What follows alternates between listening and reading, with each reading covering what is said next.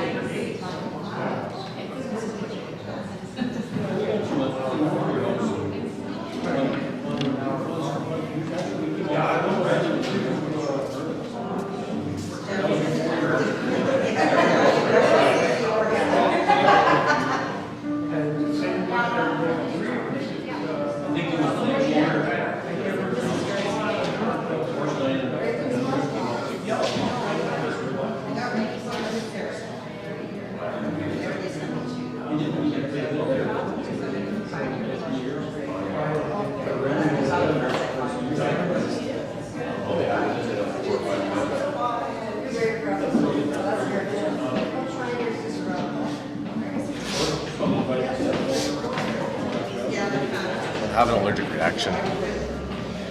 Are you coming up? Because we're starting here right now. You got some good stories.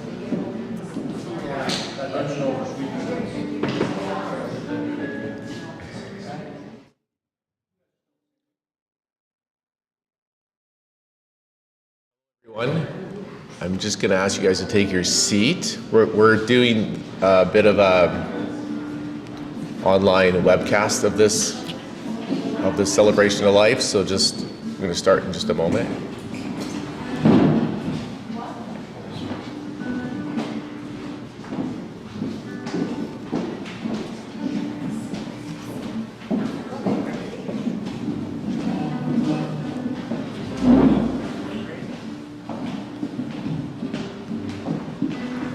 So hello all, and thank you for coming. Just a couple things. There is a memory box that we're asking if you have any special comments or memories you'd like to write down and place on one of the cards and put in the box. That would be appreciated. We also printed a few interesting things that I found in my dad's filing cabinet, like some resumes and some certificates and stuff that I thought was kind of interesting. Those are just on the back table for you to look whenever you like. And of course, please stay for something afterwards, after we're done. So, my name is Randy Charko. I am the oldest of Orest's two brothers. My other brother is right there, Quentin. And thank you for joining us today to say our final goodbyes to Orest Joseph Charko, my dad, Kathy's husband, and your friend or family member. I'd like to open with a short prayer, if that would be all right. Dear God, our everlasting Father, who created the world and universe and all that's in it, thank you for our lives and the life of Orest Charko, whom you created. Thank you for the time we had to know him, love him, and spend time with him. He had great qualities and character. We thank you for the influence he had on us and the memories he left behind. Please comfort his soul and show him your mercy and love that we all hope to experience one day. Amen. Okay, today is July 10th. This is Orest's birthday. He came into the world today in 1947. He would have been 75. Orest was born with his twin brother, Lawrence Charko, who predeceased him in 2003. His parents were Tilly and Walter. He had three sisters, Diane, Zan, Evangie, and a younger brother, Gary, who passed away in 2014. He grew up on the family farm near Redberry Lake, Saskatchewan. Orest worked hard on the farm with his family, but he found time to play hockey growing up. He played for the town of Great Deer, which I had never really heard of before. His favorite position was to play defense. When I asked him what he learned the most about growing up back then, he said it was to work hard at whatever you do and you will do well and be successful. After finishing high school, he told me he worked for Honey Bunch Bakery. But it was very hot and he had to work really quick all the time. So he soon switched to sales at Honey Bunch. Not long after, Diane's husband, Clarence, who was a plumber by then, had helped Dad get his first job at a construction site as a plumber's helper. Dad told me he worked hard and stuck with it and eventually learned the plumbing trade. He plumbed for a few companies over the years, and we lived in many towns in BC and Alberta. In the end, he had worked for Dambrick and Pelland up here in Grand Prairie, which was a plumbing and heating company. And then he finished his career at Weyerhaeuser Canada, mostly in the pulp and paper side, as a power engineer and in the operations for a room. When Dad was retiring, or close to retiring, he was very excited about traveling the world with Kathy. I remember him sharing lots of ideas with us over the years. They went on a few houseboating trips here and there. They traveled to Australia and to the Bahamas. Unfortunately, after a car accident in Australia and witnessing a murder in the Bahamas with our good friend Bert and Bonnie, who are here today, their enthusiasm for worldwide travel waned a little, and instead, Cozy Cove at Sturgeon Lake became their close-to-home paradise, where they could be found anytime Dad had time off or the weather was good. Dad was one of the original founding fathers of Cozy Cove Resort. He took pride in watching the beautiful sanctuary grow and develop. He truly loved the people, the views, and taking care of it all. When Dad passed away, we found his old school report cards. I found some of the teachers' comments in Orest cards very interesting. Not all here, but some of them are. The most frequent comment was, "Orest, you can do so much better if you applied yourself." Or, "Orest, please use your words better." That was kind of in the elementary grade. And my personal favorite, which is a little bit cryptic, but I think you'll get the point, was, "Orest is going to be an interesting thing in June." So I was happy to see that his grades were not a whole lot better than mine, and now see why he never was too hard on us about school. So I'm going to ramble a little bit, but my dad was, when he was younger, he had a bit of a short temper and was fairly short with his words when he was ticked off with you. I remember his favorite words was like garbage, garbage, if he disagreed with you or was a little upset. He also would call me buddy. Hey buddy, that's garbage. I just thought it was kind of a cute way of being angry for those choice of words. As mentioned in his obituary that you might have on that bookmark we handed to you, Orest had an uncompromising sense of right and wrong. He valued honesty, integrity, and hard work. You might not agree with what he thought was right, but once his mind was made, that was it. For example, there was a vacant lot next to her house many years ago when the area was developing, and there was a nice little worn path straight to a convenience store. So a few times he caught me taking that, and he always reminded me that was trespassing, even though it was vacant, and encouraged me not to do it anymore.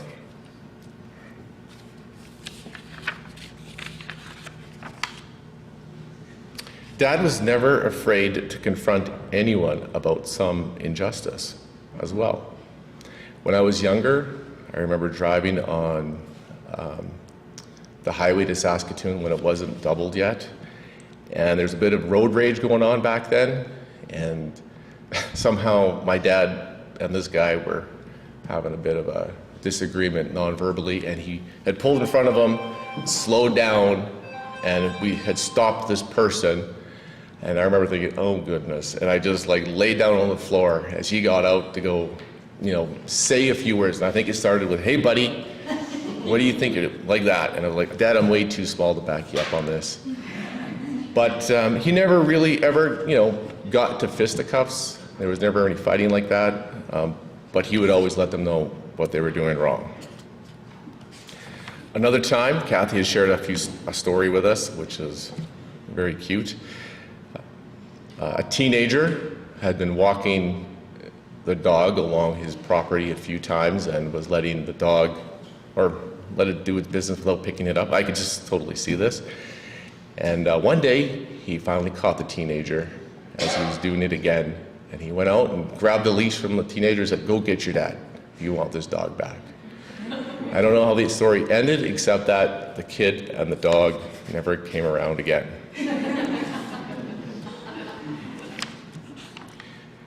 When Dad was younger, he loved to dance and have a good time.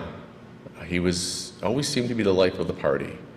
At a few weddings, I remember he would wear like a silky shirt and it would be unbuttoned down to his navel, and then he would dance hard to disco all night. As a parent, he taught Quentin and I to fish, water ski, play hockey.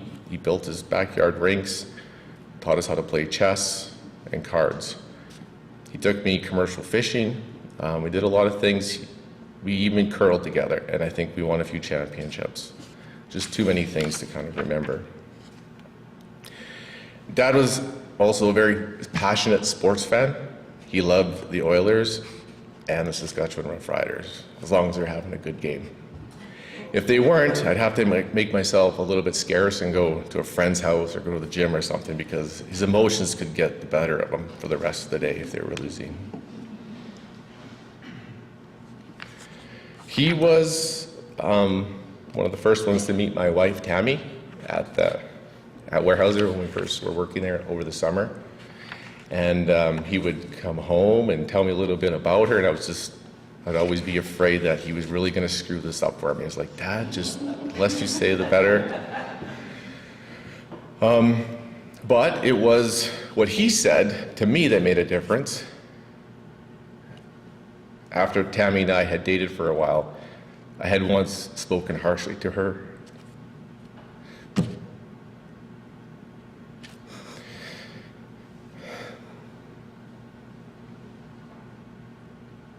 So after she left, he called me aside.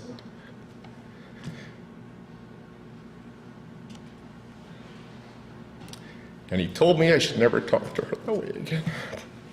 Did you guys get that? He told me I shouldn't talk to her that way again. It was just a special moment.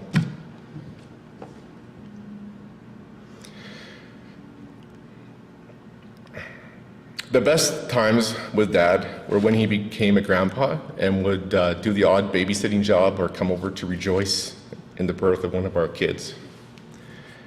I would call him often about plumbing and heating and other house problems. He would help me fix them and install many things.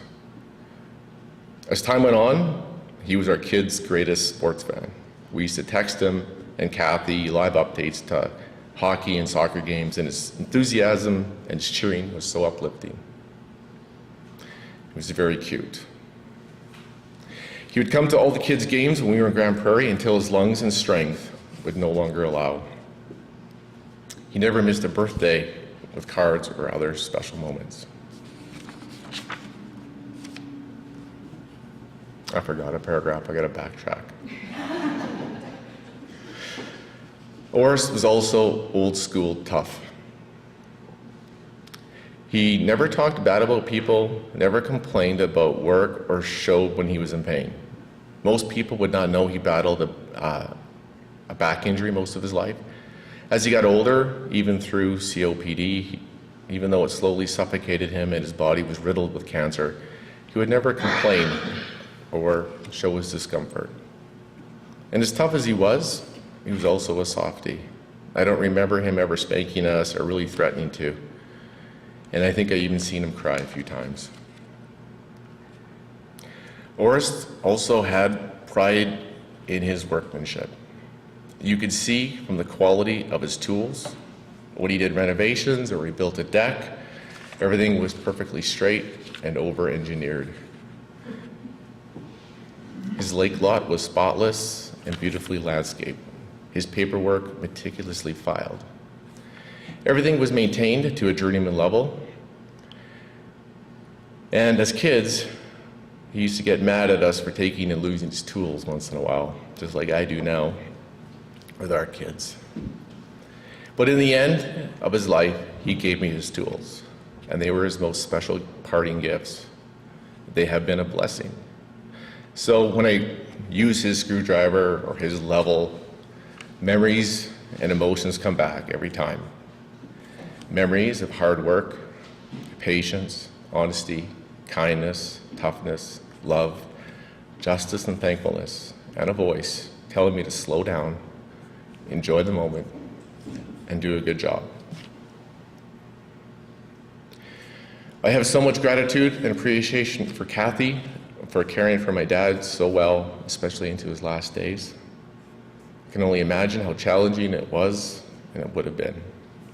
Thank you, Kathy, for loving my dad with all your heart in to his last breath. I want to thank all you friends that were in his life for being a part of his life and sharing the moments you did with him, as well as family members who are online and here today. I was with my dad at the end. We had a good conversation. He listened, and I shared my deepest thoughts and prayers with him as he was in the hospital. He acknowledged he understood, and then he let go. May he rest in peace. Can we cue up the video?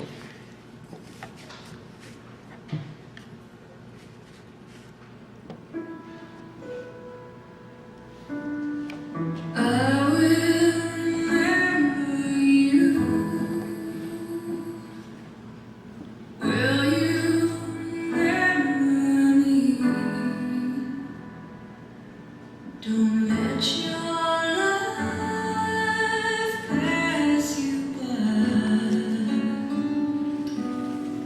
We're not home, remember the time that we had. Them slip away from us, it's got back. Really, I first saw you smiling in the sun. I feel your warmth upon me. Wanna be the one. I will remember you. Will you remember me? Don't let your life pass you by. We're not home.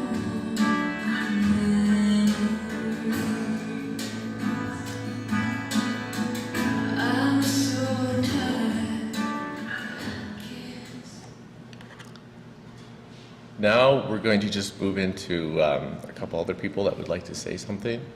We're going to start with Orest's sister Zan. She had sent in something by email. I'll have my wife Tammy read it. Hi, everybody. So Auntie Zan sent us the words that she wished that she could be here to share.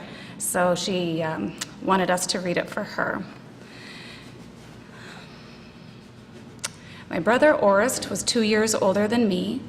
As children, he and his twin, Lawrence, loved to play pranks on me and would also include me in their antics, which usually got us all in trouble with Mom and Dad. In our teens, they would let me go with them to school dances, provided that I would be the one to ask for the car. I think our dad trusted them more than if they had their younger sister to look after. Boy, was he wrong. When Orest got married and moved to Alberta, we managed to get together for holidays or special occasions whenever possible, and phone calls to keep in touch in between. Orest was a kind and giving man, and you could always count on him when needed. He was appreciative with the kindness shown to him as well. When Orest was diagnosed with terminal cancer, we FaceTimed weekly as we knew time was short. He always kept his spirits up, just mostly for my benefit. And he mentioned several times how grateful he was to have Kathy in his life and how bad he felt that he couldn't help her more with his health. went with it deteriorating. He didn't like being a burden to her or anyone. I enjoyed our weekly FaceTime talks with each other about anything and everything. I miss him daily, but I know that he is now free from pain and at peace, and he is with our parents and our brothers in heaven.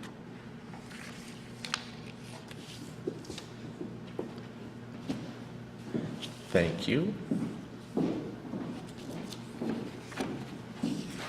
All right, so now it's kind of open, but I have a bit of an order. Quentin, would you like to say anything? Or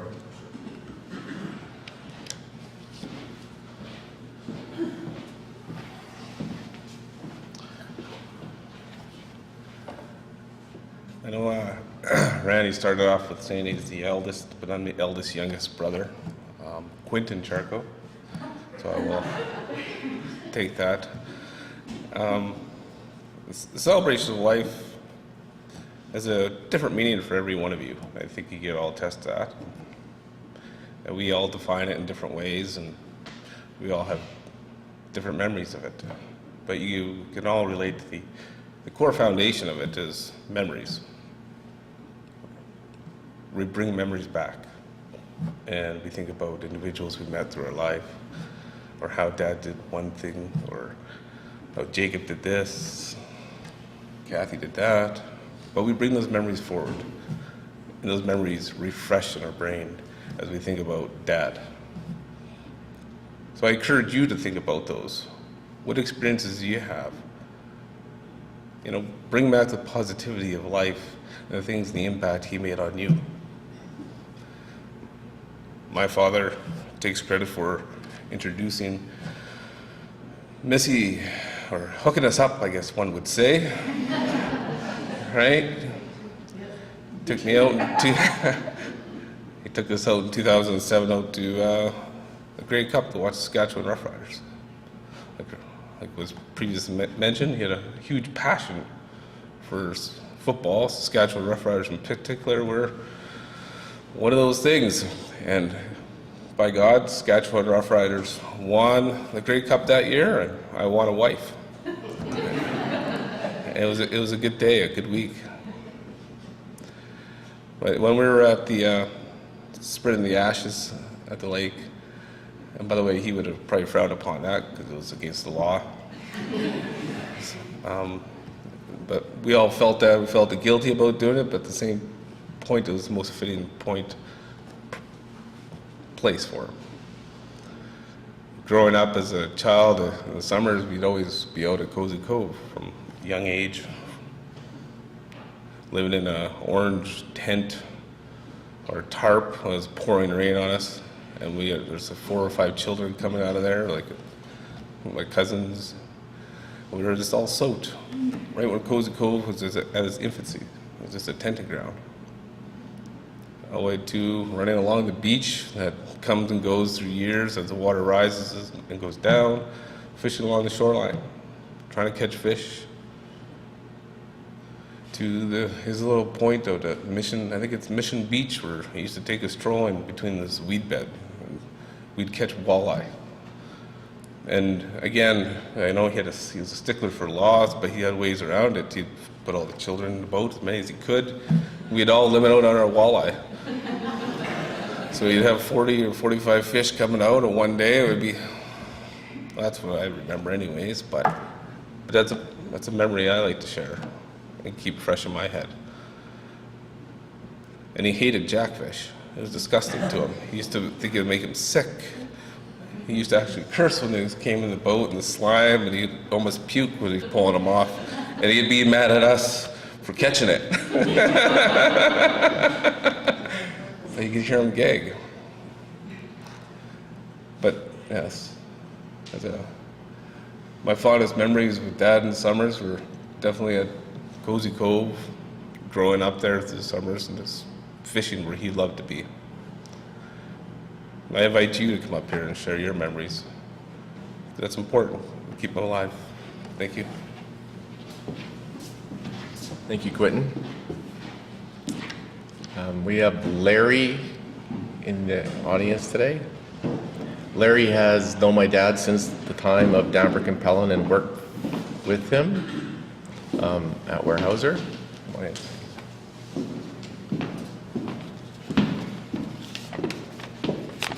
Well, first I'd like to offer my wife and I condolences of the passing of Orest to the family. I worked with Orest for a long time, got to know him pretty good.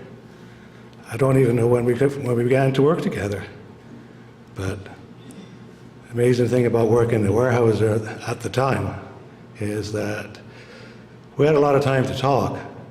Like being a power engineer, that's one of the prerequisites. Tell stories, listen to stories. And we all did that for hours and hours on end, so I got to hear all our stories, and he got to hear mine. And sometimes we check on each other when we were telling them to the new guys to make sure we were telling them right. But some things kind of stick out in my mind, always did, about some of the things Orest told me, and it was all good. But I got a few recollections here, and because Orest would always tell me about his vacations, and at the time Laura and I didn't do too many vacations because our kids were still young. But some of the interesting stories, especially the one where I think it was in Bahamas or somewhere, where he witnessed that murder or the people escaping from the murder, and it's like, oh, that was a great story, and how he had to go back there to give evidence or something, but every time he went back, if I'm telling it wrong, Kathy, you tell me, that there was a hold-up and there was a wait, and he had a hard time getting reimbursed from everybody there. So that was an amazing story. I mean, you heard the shots. I think he said he heard the shots and seen the guys running out. And Laura and I'd have would sometimes go to the Weyerhaeuser functions and the bar, and hang out with Orest and Kathy. One thing about Orest, he wasn't afraid to have a few beers and hoot and holler a little bit. I mean, he was no shrinking violet. So it was always a good time. We always had a good time. We went down to the Stompede a few times, and it was a good time. And of course, like I said, I learned a lot about football from Orest and hockey, especially when he talked to the late Gary Wilson, because Wilson was a big Winnipeg fan, and when they were talking football, it was hard to understand what they were even talking about, because they got right into it. Now he's probably talking to him up there, still talking about which team is better. And we had a lottery fund that we started years ago, and it was, I was doing it, and I didn't care to do it because it was always hard chasing people for money. So I kind of sloughed off it, so Orest took it over, and I was glad. And he did a great job, because we knew Orest was totally honest. But later on, he could do it with, it was done more online, with the same numbers, but he still had to chase the same one or two people for money all the time. But I always knew Orest to be an honest, decent guy. He was totally honest. And sometimes him and I had a disagreement, and I look back and I thought it was my fault, because Ross was just a nice guy. And I remember the stories of the renovations when he was fixing up downstairs for Kathy's mama. Every day we'd hear. But I knew he was doing a good job. He was, I don't think he really wanted to do it too bad, but but yeah, when Randy was talking about Orest could have a little bit of a temper, I was thinking of the right word for that, to say it nicely, and I would say the word to describe him, especially when we were writing permits for the contractors and all that, and some of them weren't too bright, and he had to explain things over and over again, and they'd get it wrong. And Orest could be gruff. Gruff is the word, very gruff. So in the end, they kind of come and see me for the permits. But no, it was nice working with Orest. We had we had our ups and downs, but neither one of us are there anymore, and And rest in peace, Orest. He was a very, very nice fella. Thank you, Larry, for those kind words. Tammy, would you like to say something?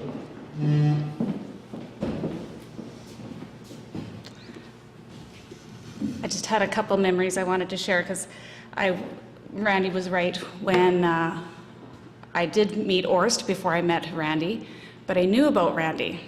And so I was a tank watch at Weyerhaeuser during the shutdown. And so I would be the person that would keep track of who's going into the tank to do the work. And they had to give their name before they went in, and I had to make sure everybody got out. So it's very loud. You're wearing double hearing protection. It's very loud. So he leaned down to give me his name, and he said Orest, but I couldn't hear him, so I kept saying, Ernest? No, Orest. Forrest? No, Orest. So he took the pen and he wrote it out for me. He says, Orest. I know it's a really dumb name. and I said, oh no, I just never heard that name before. But then he said his last name, and then the light went on. Oh, you're Orest Charko. Is your son Randy? And he said, yes, he is. Well, I happened to be his tank watch for the whole week, so I was working with his crew and of course asking as many questions as I could about Randy without sounding too eager. But he was sure happy when Randy brought me around, and even more happy on our wedding day. And I'll never forget him just welcoming me and calling me daughter and hugging me and dancing with me. And it was just such a blessing to me to have him love me as his daughter. Sorry. But Quentin and I had to laugh when you're talking about jackfish, because I forgot how much he hated that. And I remember my oldest nephew, who is now 20, almost 25, he was just little. We took him fishing with Orest, and he had Matthew, he was like 3, and he caught a jackfish. And so he's reeling it in, and then Orest sees that it's a jackfish. Oh, that's disgusting, we got a sluice shark. Well, Matthew didn't know that it wasn't a real shark, and he started crying, and he dropped the fishing hook, or the fishing rod, into the water and crying because it's a sluice shark, and then Orest kind of backtracked and, no, it's okay, it's not a real shark, it's just a jackfish, and then he's trying to like grab the fishing rod, and I think Matthew still remembers the story of the sluice shark.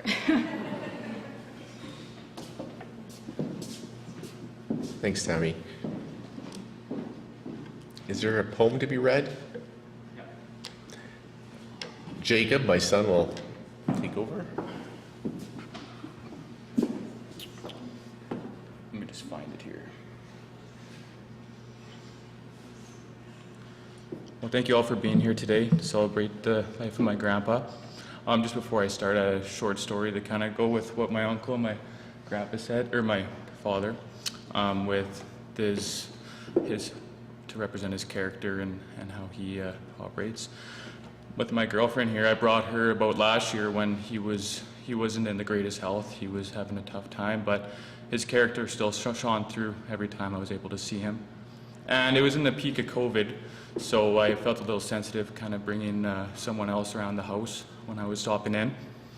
And so, me not thinking, I had left Ryan in the car to go in and see my grandfather. And boy, that was not the right thing to do. So I walked in and I was talking to him for a brief moment, and he mentioned that I mentioned that she was out there. And I don't think my grandpa had ever gotten mad at me, but in his own way he did when he looked at me and said, "That's garbage. You go get her in the house." So I went out there and I brought her in, and I'm very glad she was able to meet this kind soul that I got to call Grandpa. So I have a kind of a poem here that was kind of sentimental for today. It's called When I Go. When I go, don't learn to live without me, just learn to live with my love, in a different way. And if you need to see me, close your eyes, or look into your shadow when the sun shines. I'm there.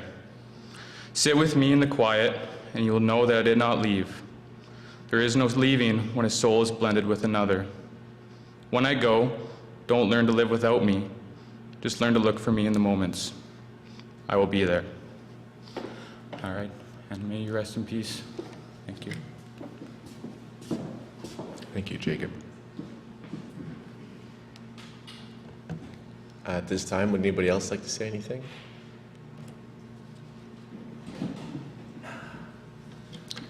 Oh, I think we have Jack. I said I would, so I guess I better.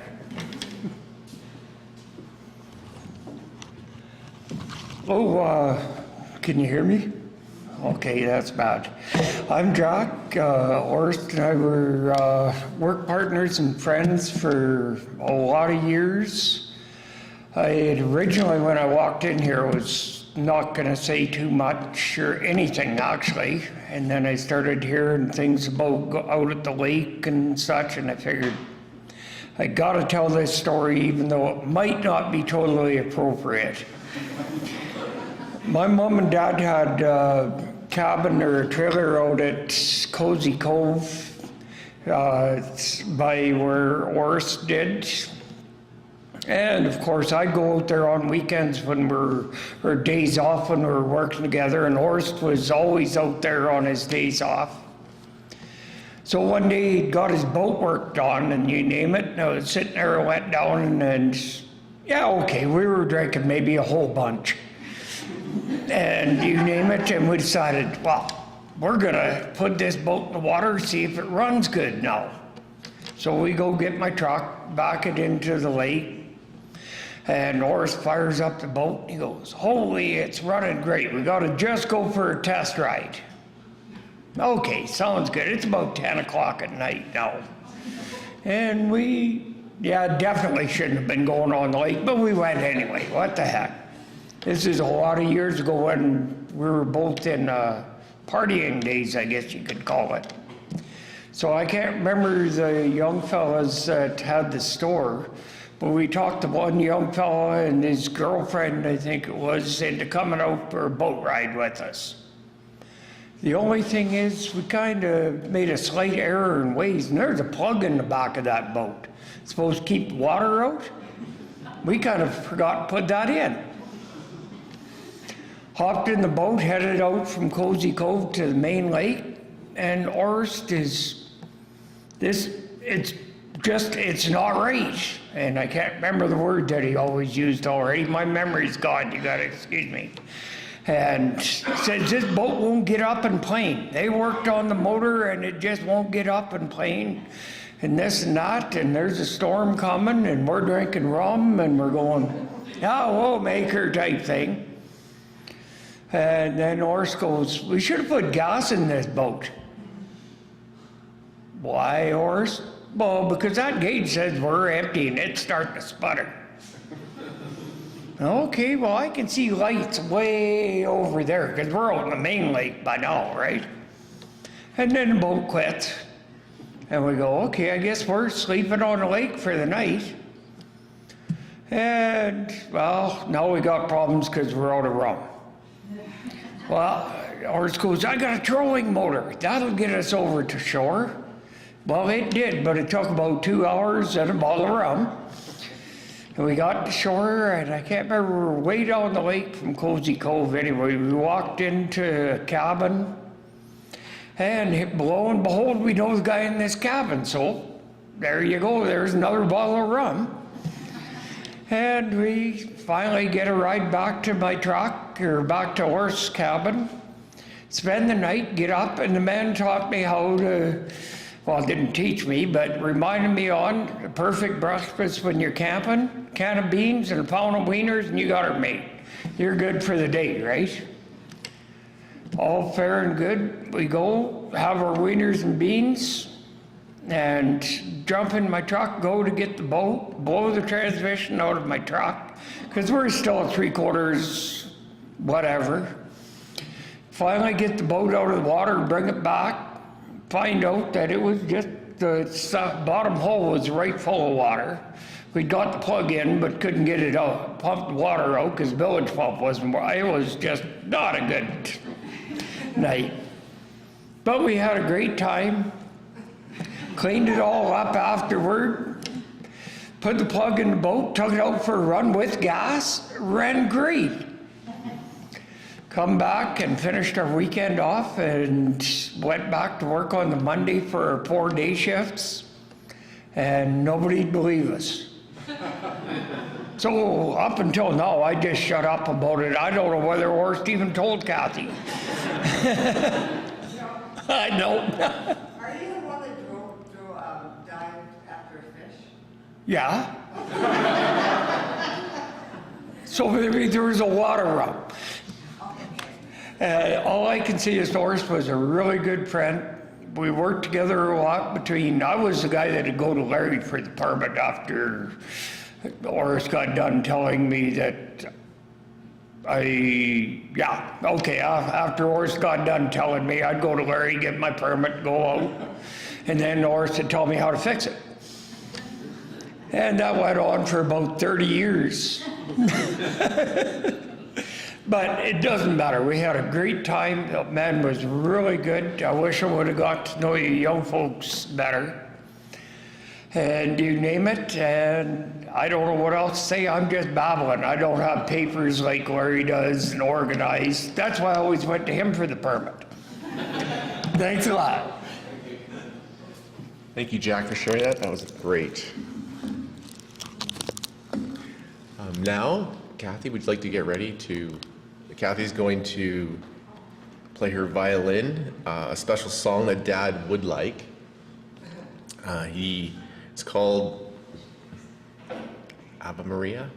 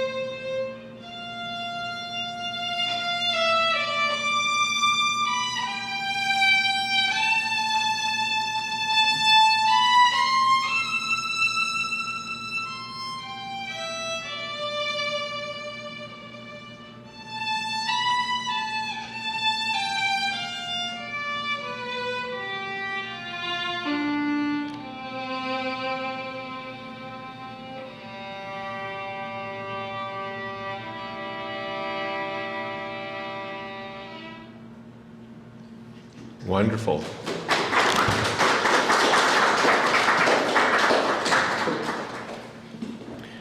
Okay, now we're going to be closing with the last slideshow.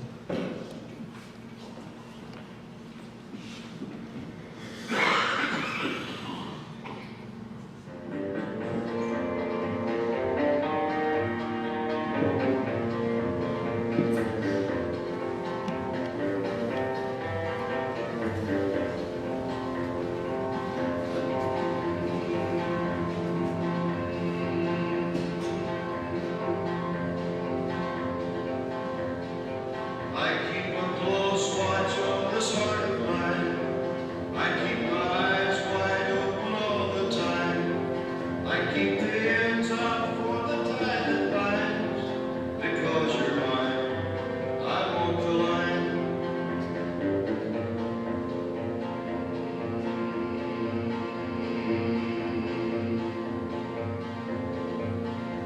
I find it very, very easy to be true.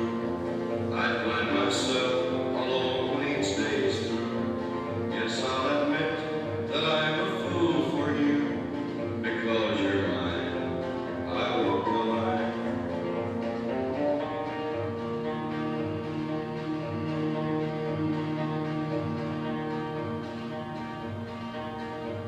As sure as night is dark and day is light.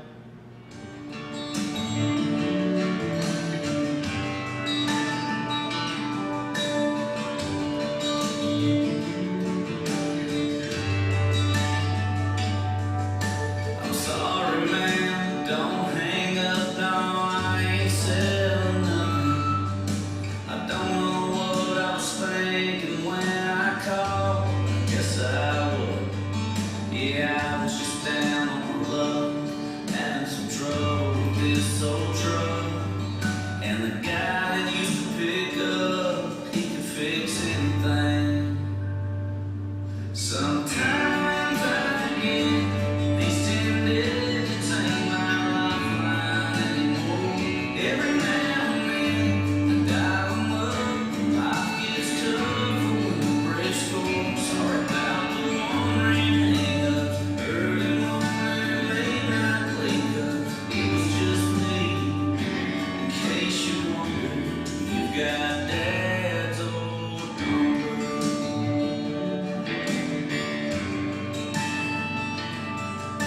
I learned it by heart when I was 6. He never did change it. I caught it in trouble, good and bad news and breakups, yeah, you name it. Sure, I got some friends I can call. They're always there if I need to talk. But good as they are.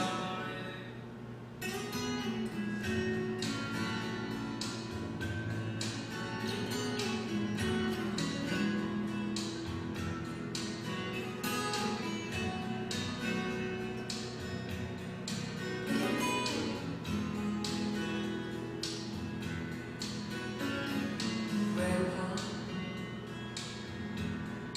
tell me about the good old days. Sometimes it feels like this world's gone crazy. Grandpa,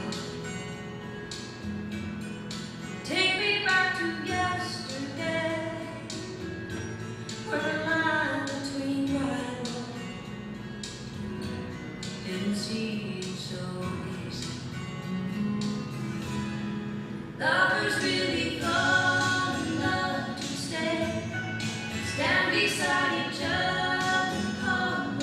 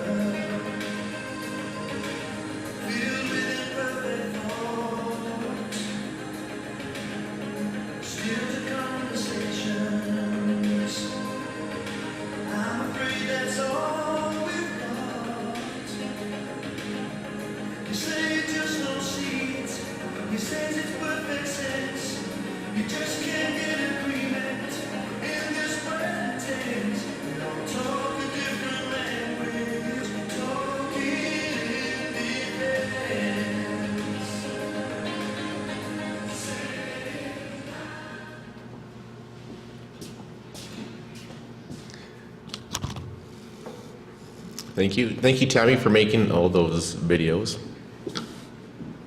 That was awesome. So I guess that concludes everything. You guys, we'll just put some background music on if you guys like to just wander around and have some food and before you leave. Thank you for all for coming and for all your contributions and coming here to wish my dad farewell.